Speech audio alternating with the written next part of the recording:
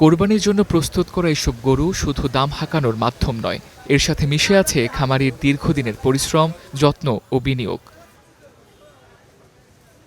এখনকার সময়ে ভালো দামের জন্য খামারিরা বিশেষ ধরনের গোখাদ্য তৈরি করে।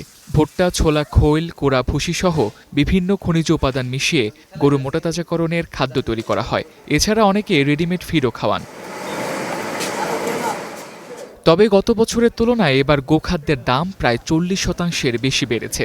গত বছর যেখানে একটি মাঝারি আকারের গরুর পেছনে দৈনিক 300 থেকে 350 টাকা খরচ হতো, তা এই বছর ছাড়িয়েছে 500 টাকার উপরে।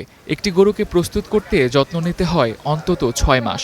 সে হিসেবে মাঝারি আকারের গরুর খাদ্যের পেছনে লাখ টাকার বেশি খরচ হচ্ছে, যা বাড়িয়ে দিচ্ছে গরুর দাম।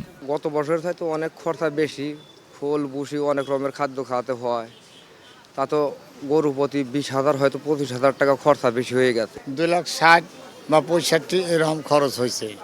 আমরা 7 মাস পালছি গরুটাকে 1,45,000, 40 বা 35 দিয়ে কিনছি, আর ওর পিছনে আমাদের এই ব্যয়বহুল খরচা হয়েছে।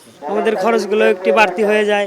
তারপরে এই যে আমাদের আসা যাওয়া 1 সপ্তাহ নাগাদ থাকতে হয়, আমাদের এর পিছনে খরচ, সব খরচ মিলেই এবছরে আমাদের খরচটা একটু বেশি। এদিকে সরকারি হিসাব বলছে এবছর 1,23,00,000-এর বেশি গবাদি পশু প্রস্তুত করা হয়েছে, যার বিপরীতে চাহিদা প্রায় 1,02,00,000। চাহিদার থেকেও পশুর যোগান বেশি থাকায় হাটগুলো প্রায় কানায় কানায় পূর্ণ। তাই দাম না পাওয়ার শঙ্কাও রয়েছে খামারিদের। বাড়ি যেহেতু ঋণ শোধ দেওয়া লাগবে, অনেকে বাকি টাকায় নিয়ে এসে দেখা যাচ্ছে গরু বেচা কেনা করে প্রতিবার কিছু লাভ হয়, সেই লাভের আশা এখানে আসা। এখন যদি হচ্ছে সেটা না হয় তাহলে তো অনেক ঋণগ্রস্ত হবে। তারা তো জানে না যে গরুর পিছনে কত টাকা খরচ হচ্ছে। ওনারা তো শহরে থাকে, ওনারা তো গরুর পিছনে কত খরচ হয়, তারা যারা এগুলো পোষে তারাই জানে যে আসলে এদের কত টাকা খরচ হয়। বিশেষজ্ঞরা বলছেন উৎপাদন ব্যয় না বাড়িয়ে সামনের দিনে খামারিদের স্বল্প খরচে বেশি গরু প্রস্তুত করার দিকে নজর দিতে হবে।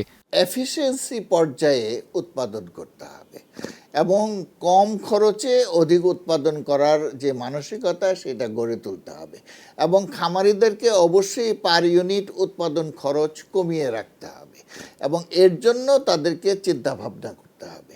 দাম বাড়িয়ে তারপরে যদি বেশি দাম নিতে চায় কনজিউমারদের কাছ থেকে, তাহলে বেশি পশুর চাহিদা থাকবে না। বাজারে ছোট ও মাঝারি গরুর চাহিদা বেশি থাকায় বড় গরু নিয়ে আসা খামারিরা আছেন সবচেয়ে বেশি দুশ্চিন্তায়। দিন শেষে যত্নের গরুটি বিক্রি হবে এই অপেক্ষায় প্রান্তিক খামারিরা।